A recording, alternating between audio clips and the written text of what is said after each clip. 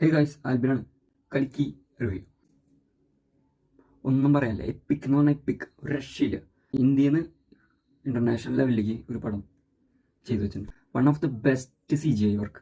ഒരു മഹാഭാരത യുദ്ധം അല്ല, പോട്ടെ, ഒരു യുദ്ധം നമ്മൾ ടെക്നിക്കലി യൂസ് ചെയ്ത് എങ്ങനെ അത് നമുക്ക് വിഷ്വലൈസ് ചെയ്യാൻ പറ്റും, അതാണ് കൽക്കി.